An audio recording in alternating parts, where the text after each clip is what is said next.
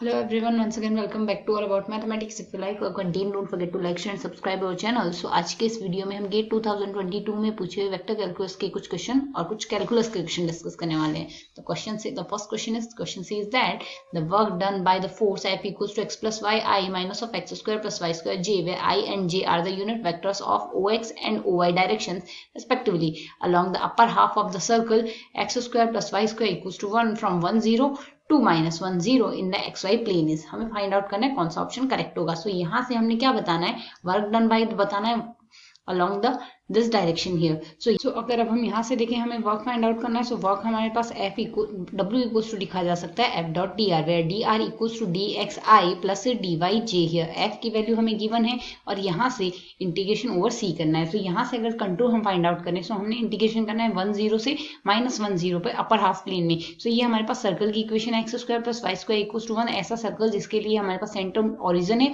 और रेडियस 1 है. अब हमने इंटीग्रेशन इसके बीच में करना है, इंटीग्रेशन करना है 1 0 से -1 0. ओवरऑल हमारे पास इंटीग्रेशन की जो लिमिट बनेगी वो -1 से +1 बनेगी x के लिए. सो अगर हम यहाँ से वैल्यू सब्सटीट्यूट करें, f डॉट डी आर की वैल्यू हमने निकालनी हो, तो यहाँ से w इक्वल्स टू हमारे पास क्या लिखा जा सकता है, integration over c f dot D r की वैल्यू क्या आ जाएगी हमारे पास x plus y into d x आ जाएगा. यहाँ से इसको तो हम i के मल्टीपल को dx से मल्टीप्लाई कर रहे हैं प्लस j के मल्टीपल को हम यहाँ से dy से मल्टीप्लाई कर रहे हैं. So minus of x square plus Y square into आ जाएगा हमारे पास यहाँ से dy.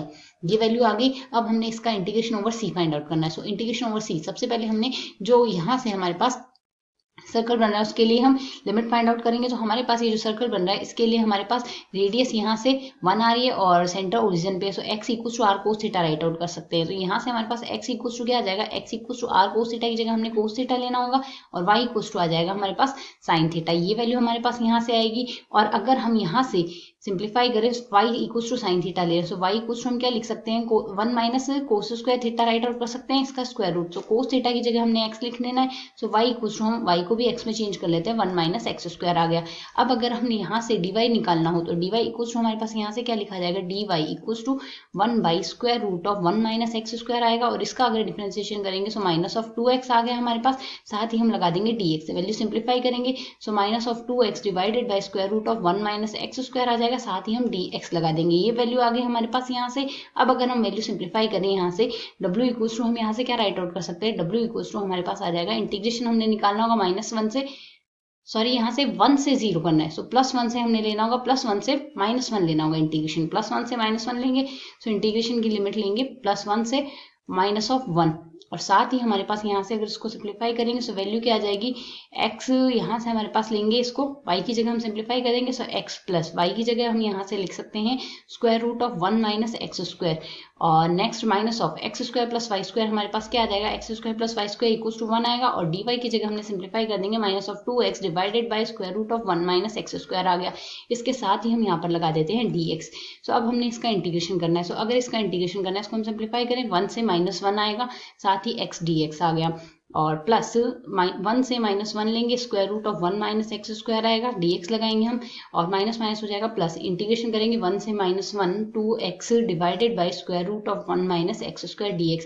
अब हमने -1 से +1 से -1 भी अगर इंटीग्रेशन करना है, सो जैसा कि हम यहाँ से देख सकते हैं हमारे पास ये हमारा जो फंक्शन बन रहा है, ये हमारा जो फंक्शन है एक ऑड फंक्शन बन रहा है. ऑड फंक्शन का इंटीग्रेशन -1 से +1 के बीच में करेंगे, ओवरऑल वैल्यू 0 बनेगी. सिमिलरली ये फंक्शन हमारे पास ये इवन फंक्शन है बट x हमारे पास ऑड फंक्शन है. सो ओवरऑल हमारे पास ये ऑड फंक्शन बनेगा, इसका इंटीग्रेशन हमारे पास +1 से -1 वैल्यू 0 बन रही है, यहाँ से वैल्यू हमारे पास 0 आ जाएगी. अब हमने केवल इसका इंटीग्रेशन करना होगा. तो -1 टू -1 लेंगे, square root of 1 minus x square करना है विद रिस्पेक्ट टू x. अगर हम इसका इंटीग्रेशन करते हैं तो इसकी वैल्यू हमारे पास क्या बनेगी, यहाँ से इसकी वैल्यू आएगी x/2 square root of 1 minus x square plus यहाँ से आ जाएगा हमारे पास यहाँ से a/2, a की वैल्यू 1 है, 1/2 आ गया. साइन इनवर्स x हम लिख देंगे, यहाँ से साइन इनवर्स x आ जाएगा. लिमिट अप्लाई कर देते हैं 1 से -1. सो अपर लिमिट जब हम अप्लाई करेंगे सो ओवरऑल अपर लिमिट और लोअर लिमिट दोनों के लिए हमारे पास इसकी वैल्यू तो 0 ही बनेगी. और यहाँ से अगर वैल्यू सिंप्लीफाई करते हैं सो 1 बाई साइन इनवर्स -1 तो माइनस ऑफ π/2 आएगा, माइनस लोअर लिमिट अप्लाई करेंगे सो यहाँ से इसकी वैल्यू बनेगी 1/2 π/2 आगे सिंप्लीफाई करेंगे सो माइनस ऑफ π/2 इंटू 2 आ रहा है हमारे पास. सो यहाँ से हमारे 2/2 आ रहा है. सो सिंप्लीफाई करेंगे, 2 से 2 कैंसिल आ जाएगा, माइनस ऑफ पाई बाई 2 आ गया। सो यहाँ से इस क्वेश्चन का आंसर बन रहा है हमारे पास माइनस ऑफ पाई बाई 2। सो अगर ऑप्शन से हम यहाँ पर कंपेयर करते हैं, माइनस ऑफ पाई बाई 2 हमारा ऑप्शन बी यहाँ से करेक्ट आंसर होगा। I hope you understand the explanation. Now come to the next question. So now in this question, given that the Bessel function j alpha a x is greater than 0 alpha belongs to R, satisfy j alpha minus 1 x plus j alpha 1 plus x equals to 2 alpha divided by x j alpha x, then the value of pi into j 3 by 2 pi square is। हमें यहाँ से इसकी value find out करनी है। So अगर हमें यहाँ से इसकी वैल्यू फाइंड आउट करनी है, सो क्वेश्चन में दिए हुए एक्सप्रेशन के अकॉर्डिंग अगर हम राइट आउट करें, j alpha minus 1 into x, j alpha minus 1 of x and j alpha plus 1 of x equals to हमें गिवन है 2 alpha divided by x, j alpha x हमें यहाँ से गिवन है। सो अगर हम क्वेश्चन के अकॉर्डिंग यहाँ से j of alpha, यहाँ से अगर हमने यहाँ से अल्फा की वैल्यू 1/2 ली, let us take alpha equals to 1/2, अगर अल्फा की वैल्यू हम यहाँ से 1/2 लेंगे, सो हमारे पास एक्सप्रेशन क्या बन जाएगा, j 1/2 minus 1 of x plus j 1/2 plus 1 of x आ जाएगा, इक्वल्स टू आएगा 2 into 1/2 divided by x, j 1/2 x आएगा हमारे पास यहाँ से। सो अगर अब हम इसको आगे सिंप्लीफाई करेंगे, सो वैल्यू क्या आ जाएगी हमारे पास, j 1/2 यहाँ से माइनस ऑफ 1/2 बन गई, j minus 1/2 x plus j 3/2 x आएगा, इक्वल्स टू 2 से 2 हम कैंसिल आउट कर देंगे, वैल्यू आएगी 1/x, j 1/2 x आ गया हमारे पास यहाँ से। इसको अगर हम आगे सिंप्लीफाई करते हैं, सो हमारे पास यहाँ से एक्सप्रेशन क्या बन जाएगा, इस एक्सप्रेशन को हम राइट आउट कर सकते हैं, j of 3/2 x equals to, इसको हम राइट हैंड साइड में भेज देते हैं, तो 1/x j of 1/2 x है और माइनस ऑफ आ गया j of minus 1/2 of x आ गया। अब अगर हम यहाँ से x की जगह π/2 सिंप्लीफाई कर दें, x की जगह π/2 सिंप्लीफाई कर दें, बिकॉज हमें क्वेश्चन में जो फाइंड आउट करना है उसमें मल्टीपल में पाई है। So let us take x equals to, अगर हम पाई रख देंगे, सो यहाँ से ये पूरी की पूरी वैल्यू हमारे पास पाई में चेंज आएगी, यहाँ से सिर्फ ये वैल्यू पाई आएगी, साथ ही हमारे पास एक्सप्रेशन में भी जितनी जगह x लिखा है उन सब जगह पाई लिख देंगे। इसको हम सिंप्लीफाई करके ही लिख देते हैं, यहाँ से x इक्वल्स टू हमने पाई रखना है। सो ये वैल्यू सिंप्लीफाई हो जाएगी j 3/2 pi and minus of 1 equals to 1 pi j half pi आएगा and then minus of j minus half pi आ गई। इस इक्वेशन को अगर हम आगे और सिंप्लीफाई करें, तो यहाँ से अगर हम इसको सिंप्लीफाई करेंगे, so as we know that since अगर हम यहाँ से एक्सप्रेशन काम में लें, j of half x equals to हमारे पास लिखा जाता है square root of 2/πx into sine of x। अगर अब हम यहाँ से भी x इक्वल्स टू पाई रखेंगे, इफ इन केस हम यहाँ से x इक्वल्स टू पाई रखते हैं, साइन पाई हमारे पास क्या आएगा, sine of x equals to आ जाएगा sine pi which is equals to 0। So overall हमारे पास j हाफ x जो लिखा जाएगा ये वैल्यू आ जाएगी हमारे पास यहाँ से 0। सिमिलरली अगर नेक्स्ट एक्सप्रेशन को हम सिंप्लीफाई करें, यहाँ से हमें j माइनस ऑफ हाफ की भी जरूरत है, सो j माइनस हाफ x को अगर हम सिंप्लीफाई करेंगे,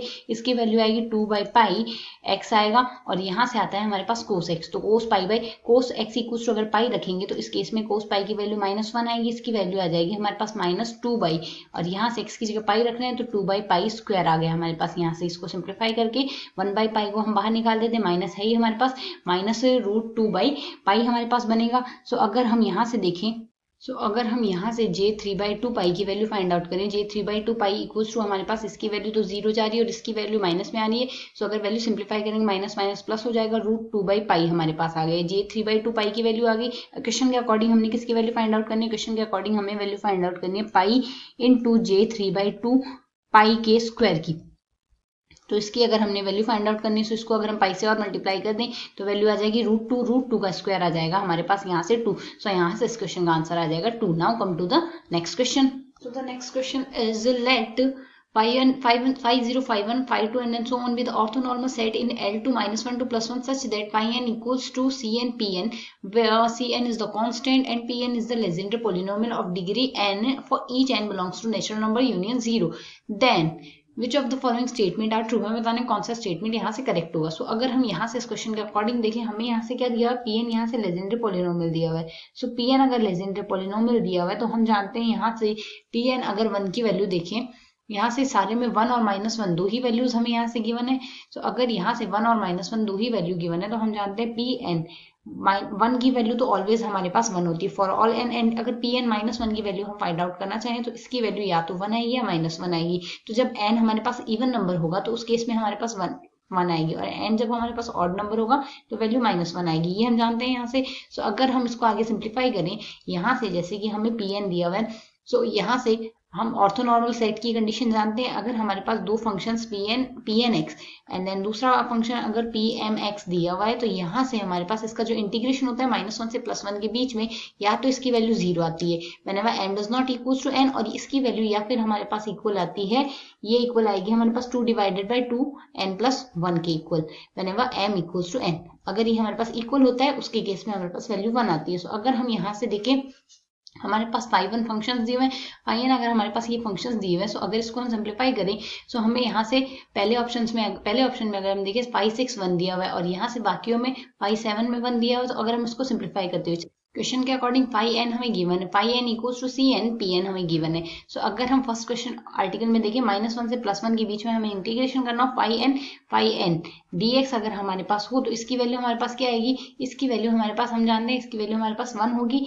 अगर -1 to +1 अगर हम देखें, क्योंकि हमारे पास ऑर्थोनॉर्मल सेट है, तो दो ऑर्थोनॉर्मल सेट के लिए हमारे पास या तो वैल्यू 1 आएंगे, और व्हेनेवर फाई एन अगर हम लेंगे, एम एन आपस में इक्वल नहीं है, तो ये इंटीग्रेशन इक्वल टू 0 आएगा। बस वैल्यू सब्सटीट्यूट कर दे -1 से +1 के बीच में।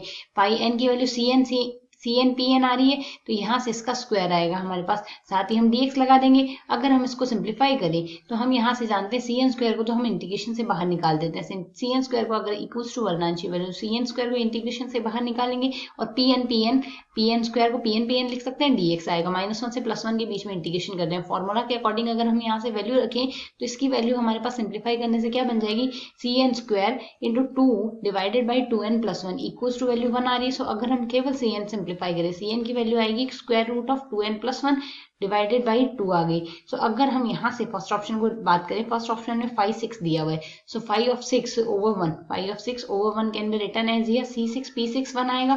तो C6 P6 अगर 1 आता है, तो हमारे पास यहाँ से P1 की वैल्यू तो 1 P1 की वैल्यू 1 ही होगी, हम जानते हैं। तो C6 की वैल्यू, n की वैल्यू हमारे पास यहाँ से लेनी क्या है हमने, n की वैल्यू हमारे पास 6 आ रही है। n की वैल्यू अगर 6 लेंगे, तो यहाँ से 5 6 1 फॉर्मूला से हमारे पास क्या आ गया, 13 डिवाइडेड बाई 2 का स्क्वायर रूट, ये वैल्यू आ रही है। अगर हम ऑप्शन से कंपेयर करें, तो हमें ऑप्शन यहाँ से क्या दिया हुआ है, इसमें वैल्यू हमें 1 दी है, तो ये ऑप्शन हमारे पास डिस्कार्ड हो गया। सिमिलरली अगर नेक्स्ट ऑप्शन का लिए हम देखें, तो नेक्स्ट वैल्यू हमें 5 7 1 दी है, सो 5 7 1 हमारे पास क्या आ जाएगा, C7 आ गया। C7 की वैल्यू हमारे पास C7 P7 1 आएगा। P7 1 की वैल्यू हमारे पास ओवरऑल यहाँ से इसकी वैल्यू P1 की वैल्यू 1 ही आएगी। C7 की वैल्यू आएगी 7 सब्सटीट्यूट करेंगे, 7 2 14 14 और 1 15 15/2 का स्क्वायर रूट आ गया। सो अगर हम यहाँ से ऑप्शन से देखें, तो हमारे पास थर्ड ऑप्शन में 15 square root of 15 divided by 2 ही दिया हुआ है। ये ऑप्शन यहाँ से हमारे पास करेक्ट होगा।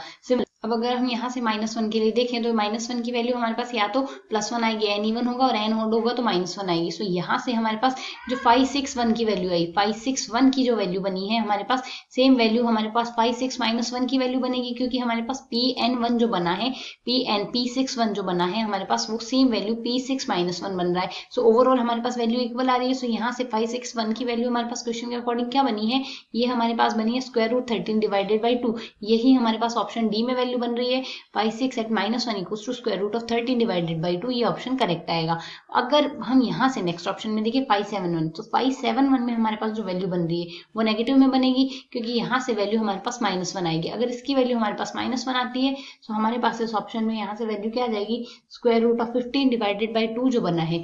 यहाँ से अगर हम ऑप्शन में देखते हैं, तो यहाँ से हमारे पास 5 7 -1 की जो वैल्यू बनी है वो बनेगी C7 P7 -1, और P7 -1 की जो वैल्यू बनी है वो -1 बनेगी। सो -15 डिवाइडेड बाई 2 का स्क्वायर रूट, नेगेटिव में आ रही है वैल्यू। सो अगर हम ऑप्शन देखें, तो ये वैल्यू हमें 1 दे रहा है। ये वैल्यू अगर 1 दे रहा है, तो डायरेक्टली हम कह सकते हैं यहाँ से हमारा ये ऑप्शन भी डिस्कार्ड हो गया। सो इस क्वेश्चन में हमारे पास दो ही ऑप्शन करेक्ट हो रहे हैं, option C and option D are correct option.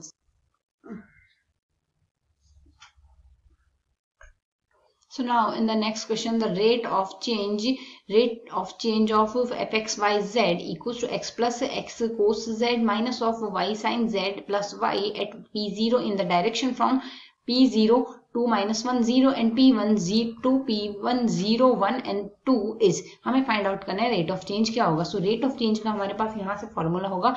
यहाँ से अगर हम सिंप्लीफाई करें, सो रेट ऑफ चेंज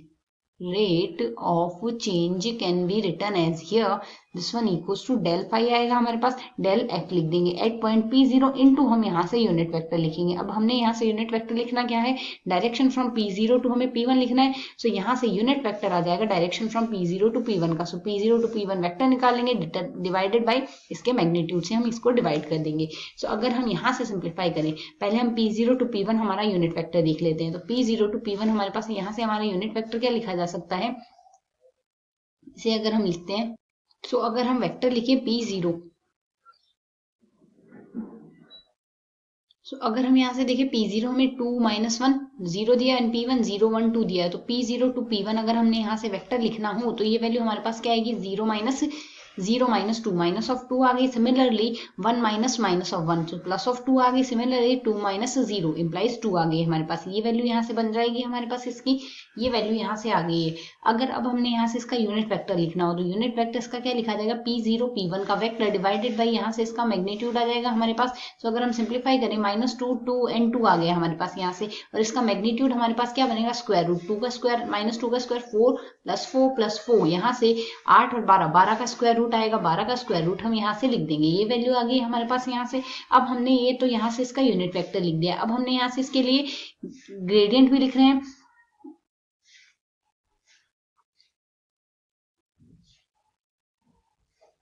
तो यहाँ से अगर हम इसके लिए ग्रेडियंट लिखते हैं तो इसका ग्रेडियंट डेल ऑफ एफ बराबर हमारे पास क्या बनेगा, इसके लिए हम इसका पहले एक्स के रेस्पेक्ट में डिफरेंशिएशन करेंगे। तो जब हम इसका एक्स के रेस्पेक्ट में डिफरेंशिएशन करते हैं तो यहाँ से हमारे पास वैल्यू क्या आएगी, 1 प्लस आ जाएगा हमारे पास यहाँ से कोस ऑफ जेड, इसको मल्टीप्लाई कर देंगे आई से प्लस। अब नेक्स्ट हम करेंगे यहाँ से वाई के रेस्पेक्ट में डिफरेंशिएशन। तो जब वाई के रेस्पेक्ट में डिफरेंशिएशन होगा तो वाई का डिफरेंशिएशन 1 आएगा, माइनस ऑफ साइन जेड लिख दिया, +1 आ गया, जे लगा देंगे प्लस। नेक्स्ट करेंगे हम जेड के रेस्पेक्ट में डिफरेंशिएशन, तो minus of x sine z आ गया। इसके नेक्स्ट आ जाएगा हमारे पास, यही वैल्यू आएगी सिर्फ यहाँ से, साथ ही हमारे पास y कोस z भी है, इसमें भी हमें यहाँ से z दिया है तो इसका डिफरेंशिएशन करेंगे तो यहाँ से y के रेस्पेक्ट में z के रेस्पेक्ट में डिफरेंशिएशन होगा, तो माइनस ऑफ यहाँ से आ गई वैल्यू माइनस y कोस z आ गया। ये वैल्यू आ गई, इसके मल्टीप्लाई में हम लगाएंगे यहाँ से k हम लिख देंगे, ये वैल्यू यहाँ से बन गई है। सो अगर हम इसको आगे सिंप्लीफाई करें, डेल एफ की वैल्यू ये आ गई है। अब हमने जिस पॉइंट पे निकालना है उस पॉइंट पे लिखे यहाँ से। अब हमने P0 पॉइंट पे निकालना है। So del F at point P0 equals to हमारे पास क्या आ जाएगा, P0 पॉइंट है हमारे पास यहाँ से 2 -1, P0 पॉइंट है minus of 2 -1 plus of 2 minus of 1 and 0। So x की वैल्यू अगर हम यहाँ से 0 रिप्लेस करते हैं तो वैल्यू हमारे पास क्या बनेगी, x की वैल्यू तो हमने 2 रखनी है, z की वैल्यू 0 रखनी है, कोस 0 की वैल्यू हमारे पास 1 आएगी, 1 + 1 2 आ गया, तो 2i बन गया हमारे पास यहाँ से। नेक्स्ट बनेगा हमारे पास यहाँ से z की वैल्यू 0 ही रखेंगे। सो z की वैल्यू 0 रखने से ये हमारे पास प्लस में j आ गया सीधा सीधा। नेक्स्ट अगर z की वैल्यू 0 रखेंगे, साइन 0 में चला गया, कोस 0 का मान 1 होगा, y का वैल्यू -1 है, माइनस माइनस प्लस आ गया, प्लस ऑफ k आ गया। इसको सिंप्लीफाई कर ले, वैल्यू आ जाएगी हमारे पास 2 1 एंड 1, इसको राइट आउट कर सकते हैं। अब रेट ऑफ चेंज निकालना है, तो अगर हम यहाँ से देखें रेट ऑफ चेंज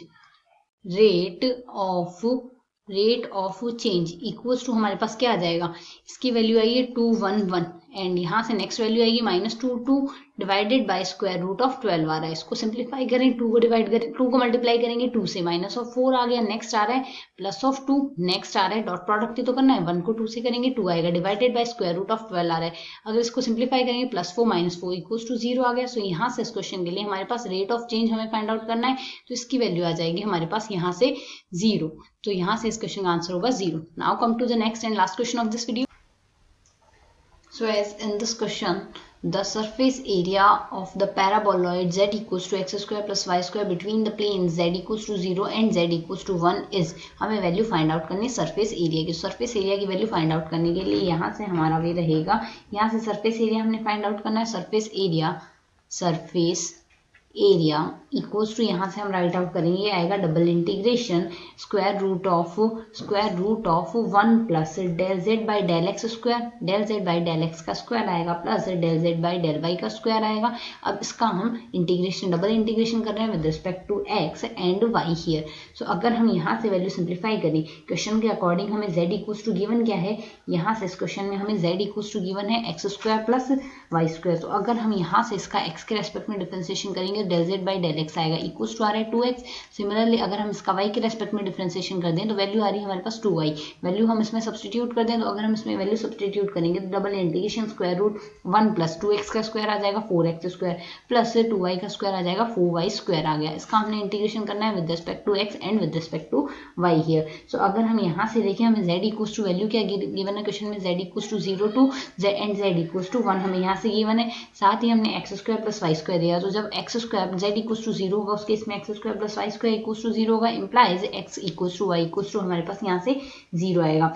सिमिलरली जब हमारे पास यहाँ से इसकी वैल्यू हम 1 लेंगे तो इसकी वैल्यू अगर हम 1 लेंगे उसके केस में हम लिमिट यहाँ से लगा सकते हैं, x square plus Y square equals to हमारे पास यहाँ से 1 आ जाएगा। तो अगर अब हम यहाँ से इसमें लिमिट लगाएं तो हमारे पास वैल्यू क्या बन गई, एक तो हमारे पास यहाँ से इसकी वैल्यू बन रही है आर इक्वल्स टू, आर की वैल्यू अगर हम ये देखेंगे हमारे पास एक सर्कल की इक्वेशन जिसका सेंटर एट 0 0 रेडियस हमारे पास यहाँ से इसकी 1 है। तो अगर हम इसे आगे सिंप्लीफाई करें तो वैल्यू क्या आ जाएगी हमारे पास, इंटीग्रेशन फ्रॉम 0 टू 2 पाई ले लेंगे यहाँ से हमारे पास, और इंटीग्रेशन फ्रॉम 0 टू 1 आ गया। अब x square plus Y square equals to r square out out कर सकते हैं, आर स्क्वायर इक्वल्स टू 1 आ रहा है हमारे पास, साथ ही x square plus Y square की जगह हम आर स्क्वायर इस इक्वेशन में वैल्यू सब्सटीट्यूट कर देते हैं। सो 1 प्लस हमारे पास वैल्यू क्या आ गई 4 आर स्क्वायर आ जाएगा, और साथ ही हम यहाँ से dx dy को चेंज कर सकते हैं r d theta d r में, तो r d theta d r आ जाएगा। इसको अगर हम सिंप्लीफाई करेंगे तो यहाँ से हमारे पास वैल्यू क्या आ जाएगी, अगर अब हम यहाँ से लिमिट लगाएं तो इसको इंटीग्रेट करने के लिए हमारे पास यहाँ से हम मेथड काम में लेंगे, यहाँ से हम लिखकर चलेंगे let 1 plus 4 r square equals to, हम यहाँ से अगर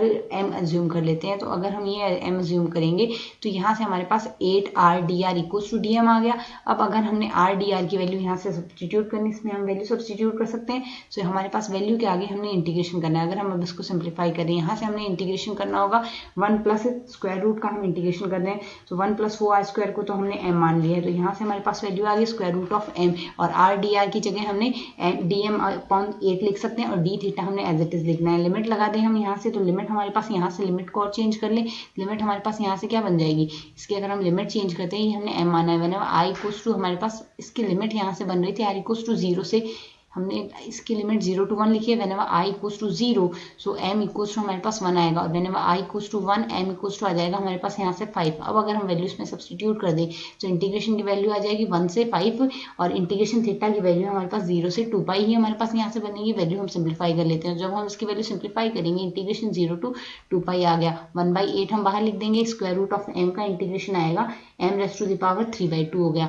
m raise to the power 3/2 divided by आ रहा है हमारे पास 3/2, और इंटीग्रेशन की लिमिट है हमारे पास 1 to 5 डी थीटा के रेस्पेक्ट में, और इंटीग्रेशन करना है। सिंप्लीफाई कर लें, तो सिंप्लीफाई करने से 2 से हम 8 को काट देंगे, 4 आ गया, 4 × 3 1/12 हो गया, सो 1/12, और इसको सिंप्लीफाई करेंगे 5 रेज़ टू द पावर 3/2 आ रहा है, माइनस में 1 आ रहा है, डी थीटा का इंटीग्रेशन आ जाएगा, थीटा लिमिट अप्लाई करेंगे 2 पाई हमारे पास रिमेनिंग टर्म रहेगी। सिंप्लीफाई कर लें, 2 से हमने 12 को काट देना है, 6 आएगा हमारे पास, यहाँ से वैल्यू आ रही π/6 into square root 5 raise to the power 3/2 आ रही है, 5 रेज़ टू द पावर 3/2 को 5 इंटू रूट 5 लिख सकते हैं, -1 आ जाएगा। तो अगर हम इस वैल्यू को आगे कैलकुलेटर से सिंप्लीफाई करें तो इसकी वैल्यू हमारे पास बनेगी अप्रॉक्सीमेट वैल्यू 5.3277 बन रही है, सो अप्रॉक्सीमेट 5.33 यहाँ से इसकी वैल्यू हमारे पास बन रही है। ये आएगा हमारे पास यहाँ से surface area. I hope you understand the explanation. Thanks for watching.